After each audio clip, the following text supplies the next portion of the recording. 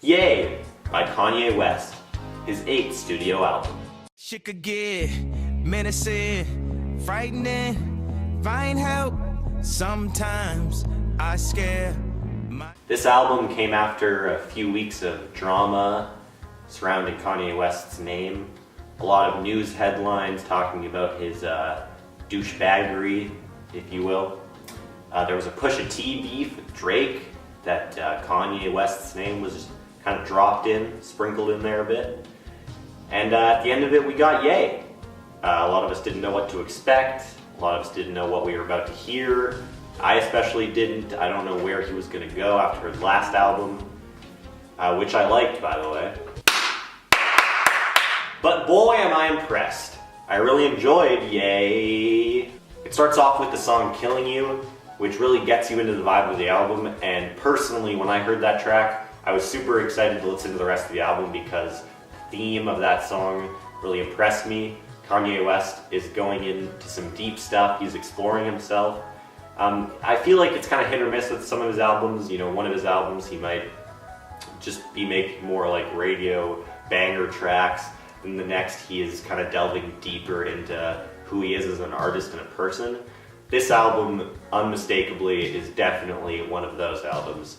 He is definitely taking a look at a lot of different aspects of his life right now, and I really enjoyed it. So the production on Killing You, you know, it's very surreal, it's very wavy.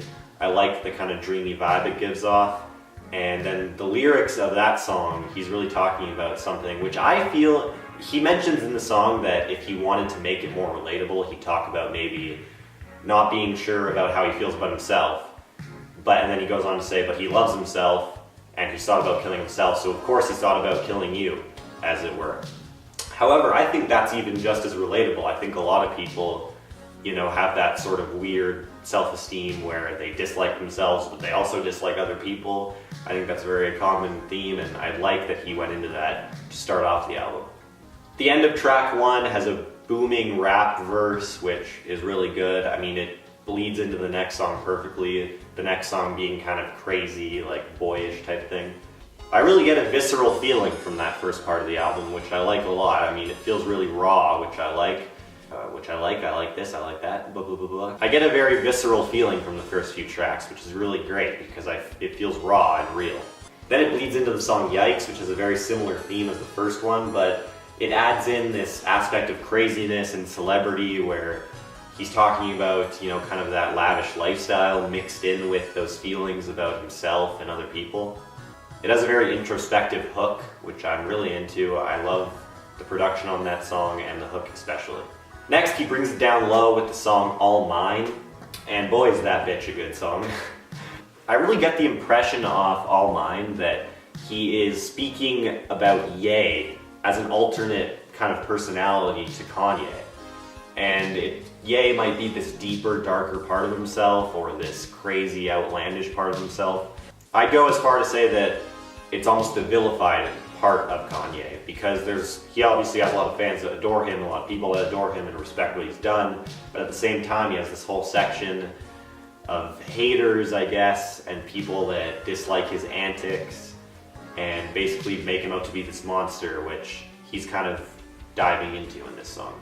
Then the second half of the album, starting at track 4, I guess, is really just about his family, his wife, his daughter, but also about his relationship with that and how he relates that to his success and his music. Starting off with track 4, Wouldn't Leave, he really talks about how he's taking responsibility for his actions recently and how that made his wife Kim feel, or at least that's how I see the song. He's talking about how when he does this kind of stuff, she gets really worried and they might fight about how it affects both their lives and their success. And I find it really mature of Kanye to be, you know, putting this into a song, basically apologizing and, you know, accepting that what he did might have been not the right move, especially in relation to his wife.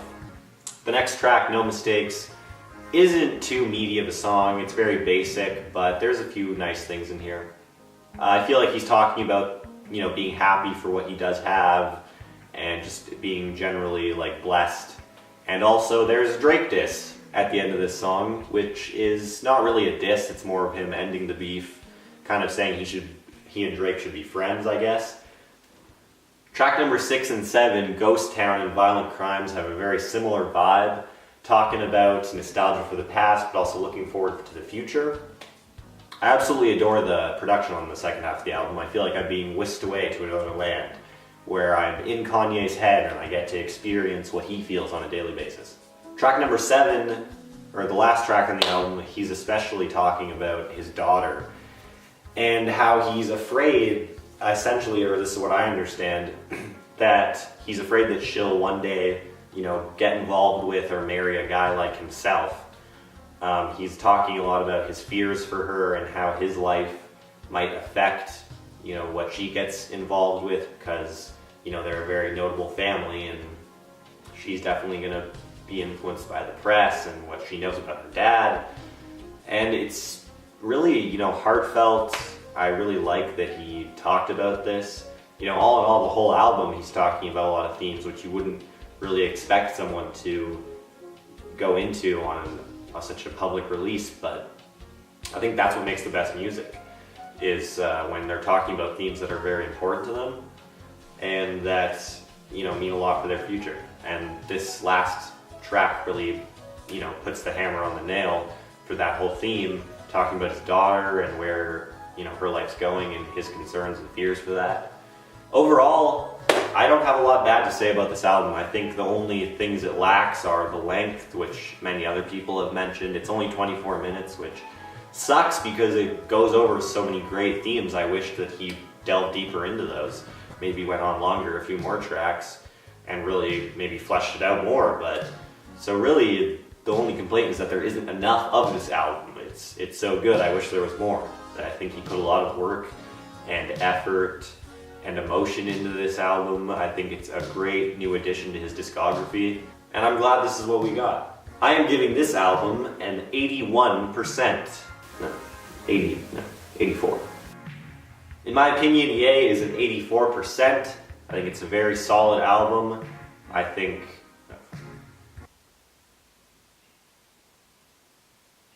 very solid album. Love how it explores this whole other side of Kanye, and he's really bringing it back to the emotional.